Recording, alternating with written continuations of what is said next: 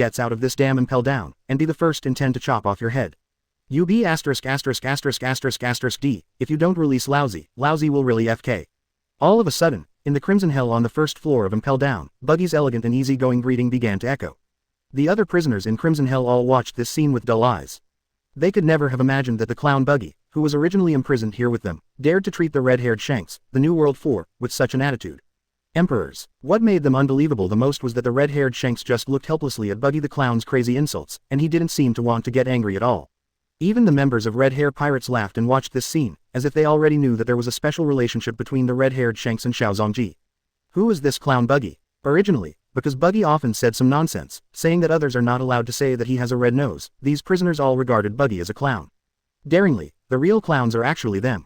To be able to treat the red-haired Shanks who are the New World 4 emperors with this attitude, how could it be possible for them to be such a weak person? Buggy doesn't know what these guys are thinking at all, he only knows that in the eyes of others, Shanks of the New World 4 emperors is nothing to him, the clown Buggy. Threaten. Shanks smiled wryly at Buggy who was tired of scolding and panting heavily in the cage, and directly pulled out the supreme sharp knife griffin from his waist, and slashed open the door of the cage. Seeing this situation, Buggy immediately nodded in satisfaction, and praised Shanks. Not bad Shanks, you guys didn't disappoint Laozi. Shanks stopped joking with Buggy, but asked while taking Buggy to the next floor. Buggy, what happened to Impel Down? Why didn't we meet even a single jailer or guard along the way?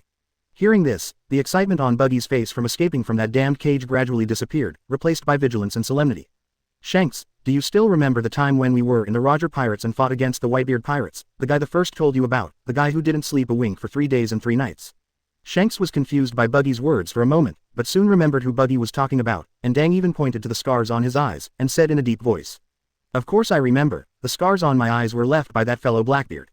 Buggy blinked at the scars Shanks was pointing at, and said with a look of disgust. Shanks, it seems that even if you have become one of the New World 4 emperors, your life is not easy. At this moment, Buggy was full of gratitude, thanks to the fact that after Captain Roger was executed, he did not agree to Shanks' invitation to become his subordinate. Otherwise, I might not be as good as I am now. Shanks' complexion collapsed, and the aura he had just condensed suddenly froze. After glaring at Buggy angrily, he continued to ask straightforwardly, Buggy, why don't you go ahead and tell me what you found out?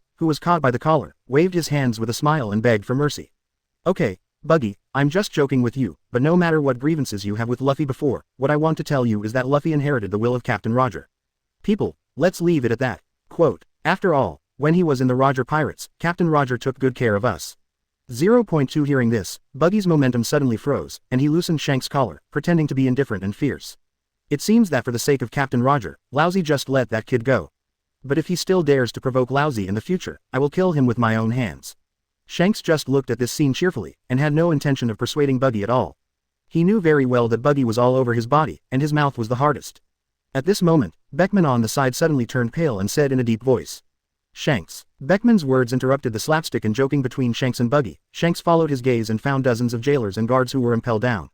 Lying on the way to the next floor, completely lost signs of life. Seeing this scene, the smile on Shanks' face slowly disappeared. After looking at the horrific death of these jailers and guards, he said in a deep voice. Beckman, Buggy, don't waste time, we have to hurry to the 6th floor of Eternal Hell. In addition to rescuing that kid Luffy, we also need to take a good look at what that guy Blackbeard is trying to do. As Shanks' voice fell, Buggy and the other members of the Red Hair Pirates stopped walking slowly, but accelerated towards the 6th floor, Eternal Hell. While Shanks was leading the Red Hair Pirates to Eternal Hell, another ship had also arrived outside Impel Down. Standing at the bow of the ship, Drago looked at the pirate ship belonging to the Red Hair Pirates docked next to Impel Down, and was immediately stunned on the spot, feeling a little overwhelmed for a while. Although Dorag said that he came to Impel Down to rescue Ivankov, Lightning and others, his real purpose was to rescue his son Luffy. But now, the Red Hair Pirates came to Impel Down before him. Who is Luffy's real father? Hey, 076 Crazy Face slap Shanks. The most hypocritical villain, kneeling to subscribe. Although Dorag heard from his father Garp, the reason why Luffy chose to become a pirate and wanted to be the Pirate King was because he was guided by the red-haired Shanks. Even the straw hat that Luffy regards as more important than life was given to him by the red-haired Shanks, the New World 4 Emperors. It is no exaggeration to say that according to Drago's guess, perhaps in the mind of his son, the red-haired Shanks is probably more important than his own father. What surprised Drago the most was that this time he finally decided to come to Impel Down to rescue Luffy, and by the way let Luffy know that he still has such a father as himself. But in the end, the red-haired Shanks actually wanted to rob him of such a thing. Why don't you just let Luffy call you daddy? After complaining secretly in his heart, Drago took a deep breath, turned around and said in a deep voice to the members of the Revolutionary Army who came to Impel Down with him. Let's go, enter Impel Down, and rescue Ivankov and Lightning. Yes, Chief. Although these members of the Revolutionary Army were full of doubts about the pirate ship docked with them, but since the leader had already spoken, they naturally couldn't continue to hesitate any longer. At the same time that Dorag led the people of the Revolutionary Army and officially stepped into Impel Down, Shanks had also brought the people of the Red Hair Pirates to the Eternal Hell of Sixth Kong. Shanks, Buggy, and Beckman and others had just arrived at Eternal Hell, when they heard a roar containing boundless pain suddenly sounded. Hearing the roar, Shanks and Beckman looked at each other, and the two raised their brows almost at the same time, with weird expressions on their faces. Does Magellan, the warden of Impel Down, have such a powerful force? Shanks has fought against Blackbeard before, and knows what kind of strength that guy possesses, which can make Blackbeard utter such a miserable scream. Magellan, the prison warden, is definitely not to be underestimated. Shanks had heard about Magellan's deeds. According to the rumors, if it wasn't for the flaws of Magellan Devil Fruit, he must always be on guard against the sudden outbreak of that special side effect. With the power Magellan possesses, he will definitely not be just a warden. His strength, even compared to the 3 Marine Admirals of Akainu, Aokiji, and Kizaru, will definitely not be inferior. It is still difficult to rescue Luffy from such a 12-year-old guy. While Shanks was lamenting this, Magellan, who was attacking Blackbeard, had also noticed the arrival of Shanks and Red Hair Pirates. Magellan's body was dripping with venom, and every time the venom fell on the ground, it would corrode the hard ground of the Eternal Hell, making a constant, sizzling, sound. Red-haired Shanks, did you, like Blackbeard, come to invade Impel Down? Killing intent burst out from Magellan's eyes, and the venom on his body gave off a more pungent and terrifying smell. Blackbeard fought back the pain and grinned loudly at Magellan. Thief, ha ha ha ha. Magellan, it seems that you, the warden, will not be able to keep Impel Down this time no matter what. Blackbeard's eyes flickered, and his face was full of anger and killing intent. He really wanted to kill Magellan right now. Originally, Blackbeard thought that after invading Impel Down, he would rush to the 6th floor of Eternal Hell as quickly as possible, release all the prisoners held in Eternal Hell, and then recruit some of them into his subordinates. But what Blackbeard didn't expect was that just after he came to Eternal Hell, Magellan appeared right after him, giving Blackbeard no chance to release the prisoner at all. Even if it wasn't for the sudden appearance of Shanks and the Red Hair Pirates, causing Magellan to stop the offensive, Blackbeard at this time might have suffered serious trauma. Shanks didn't reply right away, but took a look at Luffy, who was imprisoned in one of the cages in Eternal Hell, and secretly heaved a sigh of relief after seeing that there was nothing serious about him. He glanced at Blackbeard lightly, then looked at Magellan with a sincere expression. Magellan, I'm different from Blackbeard. I'm here this time just to ask you for someone. As long as you hand over the Straw Hat Kid, I can leave now with the Red Hair Pirates. Hearing this, Magellan twitched the corners of his mouth, looked at Shanks mockingly and said coldly. Since you're all about stealing people from Impel Down, what's the difference? Don't think you red-haired Shanks, one of the New World 4 emperors, are more noble than Blackbeard. In the eyes of Magellan, the warden of Impel Down, both Shanks and Blackbeard are the same pirates that need to be imprisoned. There is no difference at all except their strength. In other words, one is an outright hypocrite, who is best at pretending to be for the sake of the common people, but in fact is no different from other pirates. And the other one, without any cover-up, is just a complete villain from the beginning to the end. After hearing Magellan's words, the smile on Shanks' face disappeared instantly, and he stared at Magellan opposite him with a cold face. But before Shanks could say anything, Blackbeard on the other side couldn't help but burst out laughing. Thief, ha ha ha ha, Shanks, it seems that even Magellan, the warden who has been staying in Impel Down, knows what kind of person you are. So Shanks, I think, you guys better stop being so hypocritical. You're doing nothing but disgusting. Only those fools who have no brains will be deceived by a disguise like yours. After hearing Blackbeard's words, the prisoners in Eternal Hell couldn't help laughing, and looked at Shanks with mocking expressions in their eyes. But anyone who can be imprisoned in Eternal Hell has a great reputation, even in New World, he can be called a strong person. For these prisoners, it is certainly impossible for them to fear Shanks just because of the name of 4 emperors. On the contrary, it is very happy to see Magellan and Blackbeard take this kind of face-to-face an insult to Shanks. Shanks can ignore the taunting of the bandit King Sig, because Shanks doesn't like him from the bottom of his heart, but Magellan is different from Blackbeard and the prisoners of Eternal Hell. The insult and ridicule of these guys will really deal a blow to Shanks' prestige. Beckman, Yasop, Lokiru, and Deeg and other members of the Red Hair Pirates did not turn a blind eye this time, but pulled out their weapons one after another, aiming at Magellan, Blackbeard, and the prisoners of Eternal Hell them. Even Buggy is holding those daggers, shouting at Blackbeard. Hey, Blackbeard, do you guys remember Uncle Buggy? Do you want Uncle Buggy to give you a few knives? Let you recall. For Buggy, Blackbeard is still the same as back then, a person of the same level as himself. Even if he is arrogant in front of him, there will be no price at all. Blackbeard frowned, looked Buggy up and down, and after seeing the iconic red nose, he thought for a moment and grinned. Oh, it turned out to be the red-nosed guy who was with Shanks back then. Why, is he also Shanks' subordinate now? For the red nose that stared at him for 3 days and 3 nights, Blackbeard can still be regarded as somewhat impressed. However, after hearing Blackbeard's words, Buggy was instantly torn apart and growled at Blackbeard. You're the one with the red nose. Believe it or not, Laozi killed you. How could Uncle Buggy be Shanks' subordinate? It's almost as good to let him be Uncle Buggy's subordinate. Buggy's extremely arrogant words made all the prisoners at the scene look at him with admiration, wanting to figure out who this guy was. Why did he still dare to speak in such an attitude in front of Shanks, the New World 4 emperors? Even Magellan, who was the prison warden, couldn't help giving Buggy a high look. At this moment, a playful voice sounded suddenly. Shanks, Buggy, I haven't seen you for so many years, the behavior of the two of you is as funny as ever. After the words fell, Shanks and Buggy turned their heads to look at the past at the same time, and found a former partner, with his arms folded around his chest, standing in front of the gate of the cage and looking at them with a half smile. Douglas Bullet, it's been all these years, are you guys still locked up in this Impel Down? Shanks squinted his eyes, and the expression on his face was indescribably complicated. Even Buggy couldn't help but look Bullet up and down, and then said, Bullet, you guys are the same, as always annoying. Although they were both members of the Roger Pirates, Shanks and Buggy never got along with Bullet, and even other members of the Roger Pirates did not have a good relationship with Bullet. It's just that so many years have passed, and things have changed. When he was in the Roger Pirates, Bullet, a descendant of the devil, had the strength comparable to the Deputy Captain Rayleigh. As a result, because Roger chose to surrender himself, Bullet's faith collapsed, and after making a fuss in New World, he was imprisoned in the Impel Down Eternal Hell. On the other hand, Shanks, a guy who was far inferior to Bullet, has come from behind in these years and has become one of the most powerful 4 emperors in New World in one fell swoop. Even Bullet had to admit that when he learned of this, his heart was still full of displeasure and unwillingness. Shanks' eyes flashed, and when he was about to say something, Magellan let out a low growl. If you want to reminisce about the past, let's wait until you are also imprisoned, and then talk about it properly. Poisonous pufferfish. Magellan threw his head back, opened his mouth wide, and sprayed wildly at where Shanks and the red hair pirates were. Puff puff. The poisonous balls formed by the venom spewed out of Magellan's mouth one by one, and then galloped towards Shanks. Seeing this situation, Shanks pulled out the griffin, the supreme sharp knife from his waist, and held it in his hand, aimed at the poisonous puffer fish ejected by Magellan and chopped it down. Laugh. A slash that contained boundless power split the ground of eternal hell inch by inch, and the moment it touched the poisonous puffer fish, slashed the poisonous balls 10 by 1. The venom contained in the exploded poisonous ball splashed everywhere, and after falling on the ground and the cage, it kept making a sizzling sound, corroding and destroying the ground and the cage. Seeing this situation, the prisoners of eternal hell curled up in the corner immediately, for fear that they would be accidentally contaminated with the damned venom. No matter how powerful they were, in this eternal hell, they are bound by seastone shackles, causing them to be unable to display their strength at all. Once accidentally contaminated with these venoms, the consequences will be very serious. Shanks said in a deep voice without turning his head after cutting open the poisonous pufferfish released by Magellan.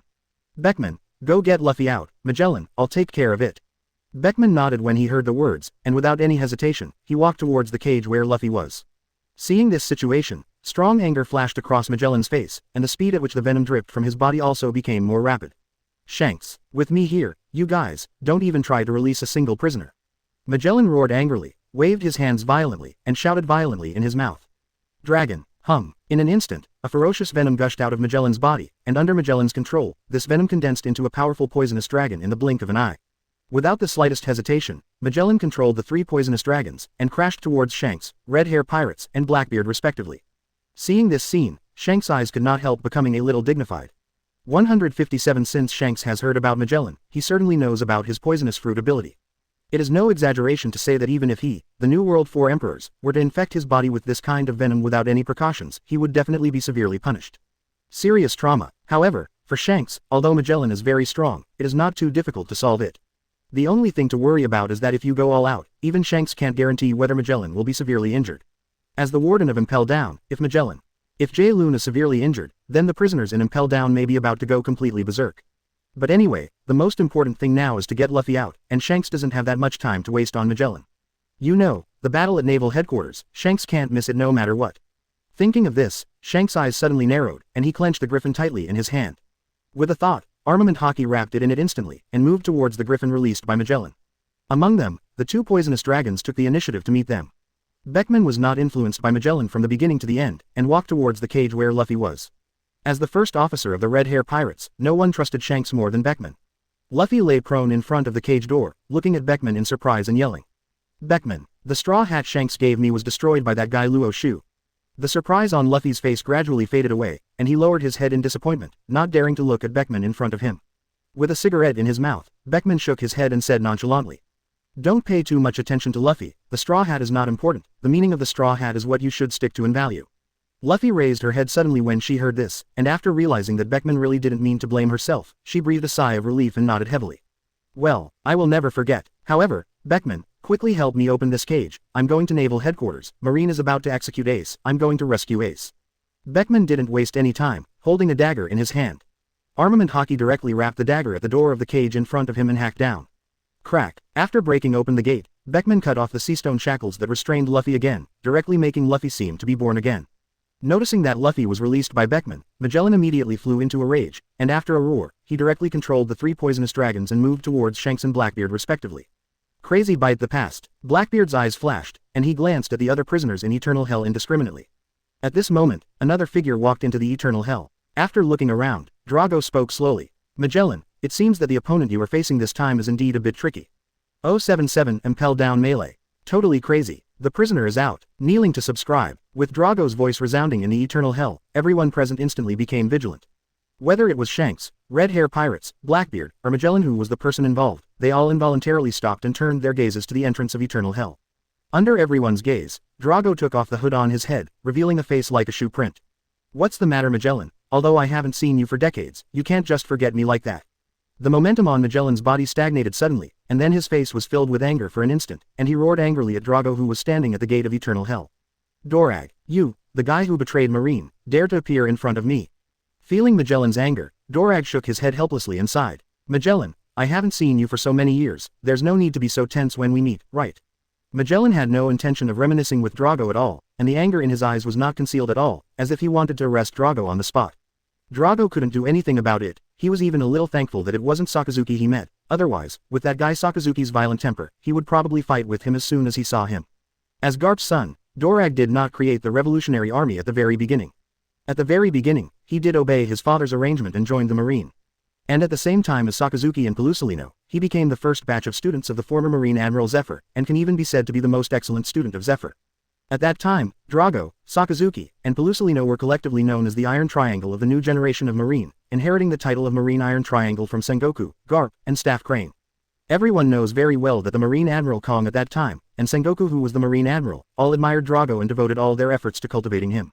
After all, Drago is not as unreliable as his father Garp, not only powerful but also extremely high IQ. Even in the new generation of the Marine Iron Triangle, Sakazuki and Pelusalino will respect Drago's opinion very much. Most of the time, they will subtly live by Drago's will. All Marine executives at that time had already determined that the future Dorag, Sakazuki, and Pelusalino would become the new Marine 3 admirals. But under such circumstances, Drago resolutely chose to betray Marine, formed the so-called Revolutionary Army, and became the leader of the Revolutionary Army. Because of what Drago did, the world government imposed an extremely severe punishment on Marine, and Marine paid a huge price, so that the 5 elders did not continue to pursue Marine's responsibility. This incident caused an extremely huge shock in Marine at that time, and all Marine executives were extremely angry about it. But after the anger passed, there was nothing he could do. In the end, he could only erase the traces of Drago's existence as much as possible. Now, only a guy like Magellan who once fought side by side with Drago knows the Dorag's experiences. The reason why Sengoku has tried every means to reject the world government's order to let Marine deal with the Revolutionary Library is because of Drago. It is precisely because of this that Magellan looked so angry when he saw Drago. For you, a traitor who betrayed Marine and justice, as the warden of Impel Down, I certainly can't have any good looks. After hearing these cold words, Drago shrugged and sighed helplessly. Magellan, after all these years, do you still think that the current Marine is really just? Magellan's face changed, and he didn't answer the question from Drago, and Drago didn't care about it, and continued to speak. With the existence of the world government, Marine will never be able to achieve justice in the true sense. The Marine under the world government is to maintain their rule, not to let Marine maintain justice. The reason why Drago chose to leave Marine and form the Revolutionary Army was because he deeply realized this point and wanted to change the status quo and overthrow the brutal rule of the world government. In order to make happiness and peace truly appear in this world, even if he becomes the target of public criticism, Drago will not hesitate. Magellan, leave Marine, join the Revolutionary Army, overthrow the world government with me, and bring true happiness and peace to the whole world. Pipe exclamation mark quote. Drago stretched his arms, and a powerful aura suddenly burst out from his body, causing everyone present to stare sideways at him. But Magellan, who received the invitation, did not show the slightest wavering, sneered, looked at Dorag and said ironically. So, you chose to invade Impel Down at this time, is it also for your so-called goal? Dorag's face froze when he heard this, he shook his head and said. No, the purpose of my visit this time is to rescue our Revolutionary Army members from Impel Down. Previously, under the perception of observation hockey, Drago had already noticed the location of Ivankov and Lightning, and ordered the members of the Revolutionary Army to rescue them. Drago himself chose to come to the 6th floor of Eternal Hell alone. Just when Drago was about to say something, Magellan turned his head and glanced at Luffy, who was rescued from the cage by Beckman, sneered, and said harshly. Dorag, do you think I don't know about your relationship with the Straw Hat Boy? The so-called person who rescued your revolutionary army is a fake. What you really want to do is to rescue your son, the Straw Hat Boy. After the voice fell, the entire Eternal Hell fell into an extremely strange atmosphere of silence. Whether it was Shanks and the red-hair pirates, Blackbeard, or the prisoners of Eternal Hell, they all looked at Luffy with interest. Especially after seeing the smile on Drago's face disappearing slowly, the prisoners couldn't help laughing out loud. Hey, it turned out that it wasn't just the red-hair pirates who wanted to save the Straw Hat Kid, but the leader of the Revolutionary Army. The leader of the Revolutionary Army came here to save the Straw Hat Boy. I can understand, after all, he is his own son, but why did the red-haired Shanks come to rescue him? This Straw Hat Kid really hides his secrets. He has such a deep background. I remember a few days ago, he called that guy Garp grandpa, right? I said, which of you two is the real father of the Straw Hat Boy? Ha ha ha ha ha ha ha ha ha. Shanks' face turned ashen when he heard the words. He looked around fiercely, raised the griffin in his hand, and said word by word. Shut up, all of them. Although Shanks had read about the relationship between Luffy and Dorag, the leader of the Revolutionary Army, in the previous newspaper of the World Economic News Agency. But he really didn't expect that Drago would come to Impel Down to rescue Luffy at this time. Shanks would not have invaded Impel Down with the red-hair pirates if he had known that Drago would be coming, but would have gone straight to naval headquarters and rescued Rayleigh from the Marine. Drago also lost interest in talking to Magellan. Now that Luffy has been rescued by the red-hair pirates, and Ivankov and Lightning have also been rescued by the people he sent, Drago will naturally not waste any more time. After all, when he came to Impel Down, Sabo had already headed to naval headquarters with other members of the Revolutionary Army. Even though Drago had confidence in Sabo's strength, he was not so arrogant that he thought Sabo was a Marine Admiral opponent. Based on what Drago knows about Sakazuki, he will not be merciful when dealing with the Revolutionary Army. Although he promised Sabo to take the Revolutionary Army to the naval headquarters to rescue Fire Fist Ace, Drago didn't want the Revolutionary Army, which had finally expanded to its current size, to have too big a problem in the war at naval headquarters. Casualties. Thinking of this, Drago looked at Magellan and shook his head. Magellan, I don't want to fight you, and I don't have that much time to waste on Impel Down, so let me take Ivankov and them away. Not only did Drago's words have no effect, but they had the opposite effect. Magellan glared at Drago and growled. I said, with me here, none of you can leave Impel Down. After the words fell, Magellan roared and rushed towards Drago. At this time, in Magellan's heart, compared with Shanks and Blackbeard, it is obvious that he hoped to successfully capture this guy Drago. Drago is also very helpless about this. If he knew this, he should have taken Ivankov and Lightning away directly, instead of coming to Eternal Hell and letting Magellan stare at him. Anyway, that boy Luffy has already been rescued by the red-haired Shanks, so he doesn't need his own father to help him at all. As a result, even if he wants to leave now, Magellan won't let him go easily. The most troublesome thing for Dorag is that, as the warden of Impel Down, Magellan has always attached great importance to his responsibilities. Whether it is himself, or Shanks and his red-hair pirates, Magellan is unlikely to back down in the slightest. If Magellan continues like this, his fate may be very miserable. Drago shook his head and sighed. He had no choice but to start fighting with Magellan. Magellan didn't just stare at Drago, but also took Shanks as his target. Relying on the poisonous fruit ability, he launched an offensive against the two at the same time. After Shanks glanced at Drago, he also raised the griffin in his hand to resist Magellan's crazy offensive. Luffy, who was following Beckman, looked at Drago's back, and for a moment didn't know what attitude he should use to face this father whom he had never met. Although I heard my grandfather mention my own father's name when I was in the capital of Seven Waters before, I also knew that when I was in Rog Town, it was because of the appearance of Drago that I was not killed by Yunao Smoker. But it was still hard for Luffy to accept that he suddenly found out that he had an extra biological father.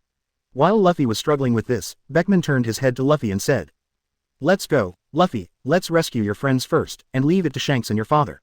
Luffy immediately reacted when he heard the words, nodded heavily, and after seeing Drago's back for the last time, he followed Beckman, Yasop, Lakilu and others and left the Eternal Hell. Seeing this scene, Magellan became furious immediately, and roared at Drago and Shanks in front of him. "Dorag, Shanks, you bastards, I'm going to make you pay for this." With the help of Drago and Shanks' strength, Magellan retreated a little, raised his head to the sky and let out a roar. A surge of turbulent energy gushed out directly from his body. Venom. Under Magellan's control, the venom gathered into a poisonous titan like a titan in the blink of an eye, roaring and rushing towards Drago and Shanks on the opposite side. Past. Poison giants. Drago and Shanks, seeing Magellan and the poison giants rushing towards them at the same time, their expressions suddenly became a little dignified. Even if they are two top powerhouses, they definitely don't want to get Magellan's venom on their bodies, otherwise the sour taste will be very unpleasant. For a moment, Drago, Shanks, Magellan, and the poison giants released by Magellan collided with each other. A violent roar that resounded throughout Eternal Hell broke out. The terrifying venom continuously splashed around, and every time it landed in one place, it would make a corrosive and destructive, sizzling sound. However, What Drago, Shanks, and Magellan, who were focused on fighting, didn't notice was that Blackbeard on the other side. After seeing this scene, his eyes began to flicker. A weird smile appeared on his face. Thief, ha ha ha ha. It seems that the injuries Laozi suffered just now were not in vain. Before Shanks and the Red Hair Pirates came to Eternal Hell, Blackbeard had a wave of battles with Magellan, and Magellan took a chance to severely damage the wave. It is precisely because of this that Magellan now ignores Blackbeard, but regards him as a small trouble that can be solved easily, and concentrates on dealing with Drago and Shanks. However, Magellan's behavior created an excellent condition for Blackbeard. After seeing the three guys fighting each other with all their strength, Blackbeard took out the dagger from the back of his waist without any hesitation, and moved towards the nearest one.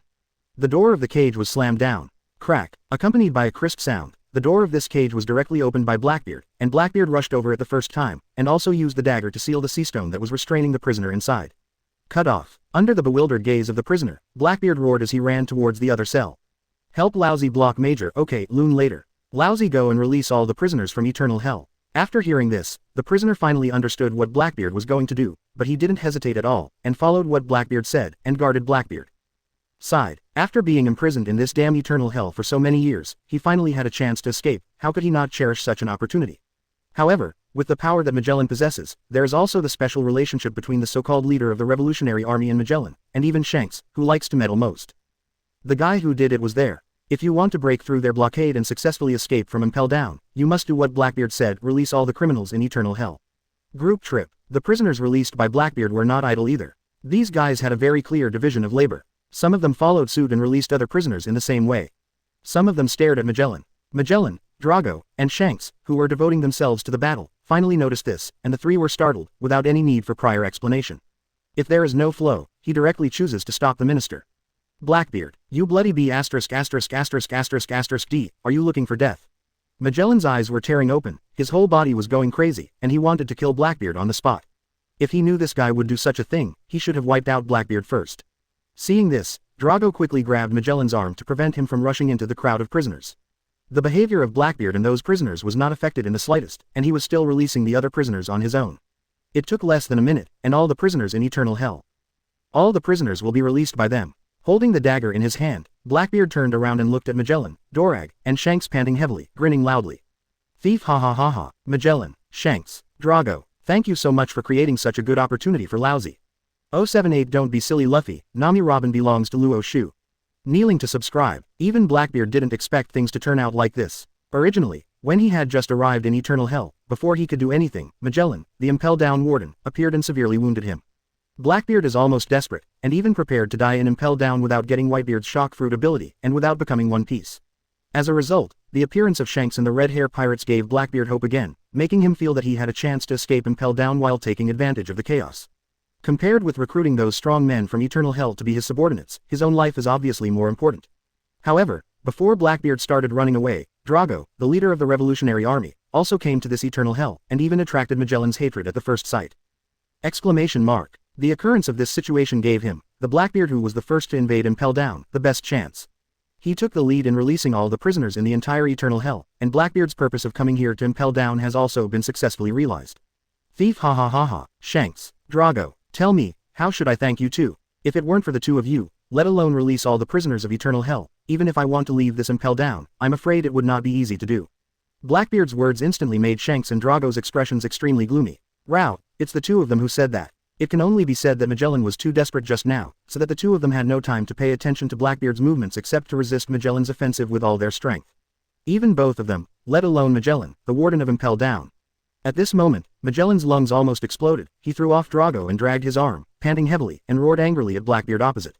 Blackbeard, you're looking for death. Shanks took a deep breath, raised the griffin in his hand, pointed the knife point at Blackbeard, his eyes were extremely cold, and he said with a gloomy expression. Teach, do you know how much turmoil you will cause in the whole world by doing this? But all the prisoners who are eligible to be imprisoned in this Eternal Hell all have impressive strength even in the New World. It took Marine decades to imprison so many strong men, but Blackbeard, in just a few minutes, ruined Marine's decades of hard work. Even Shanks couldn't imagine what kind of turmoil 310 would cause if all these guys were allowed to return to New World. However, after hearing Shanks' righteous words, Blackbeard couldn't help but burst out laughing. Shanks, it's ironic no matter how you say such words from your mouth.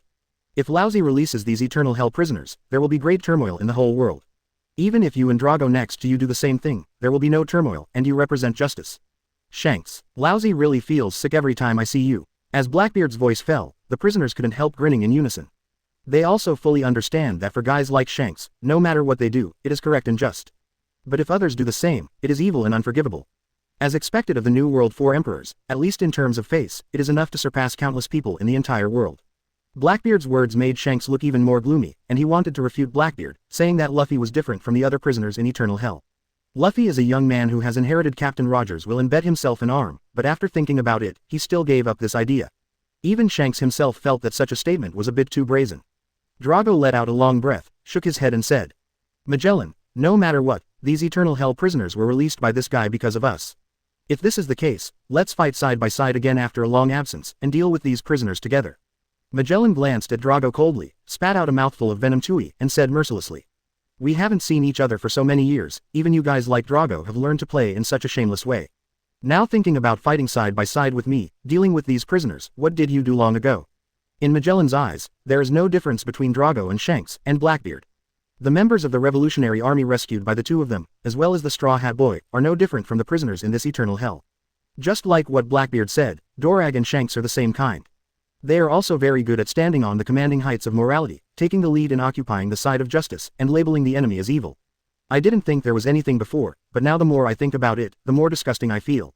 Magellan's attitude of drawing a clear line made Drago's face stiff, but in the end Drago still didn't get angry, but took a deep breath and said in a deep voice, "Magellan, even if you want to trouble me, you have to wait until the prisoners of Eternal Hell are dealt with. As the warden of Impel Down, you don't want to see these prisoners escape from Impel Down and return to the New World, do you?"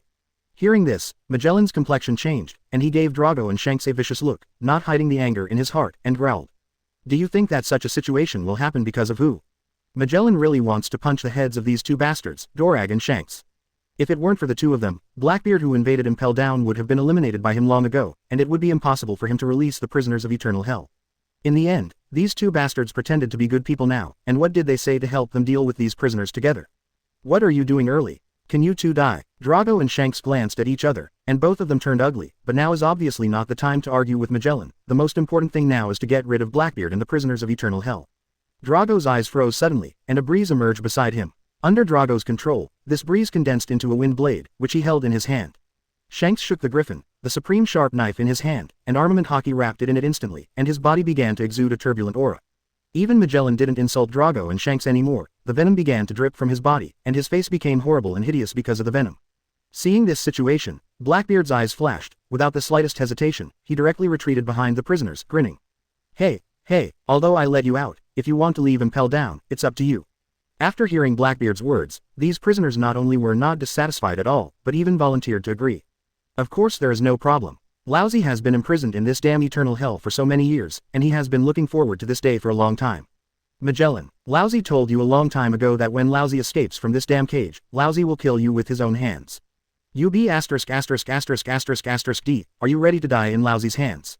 Hey, Magellan belongs to Laozi, don't kill Magellan yourself." The prisoners howled and yelled at Magellan, Dorag, and Shanks. Even Bullet, who has the title of Devil's Descendant, slammed his fists together, and a dull sound erupted, looking at Shanks on the opposite side and grinning.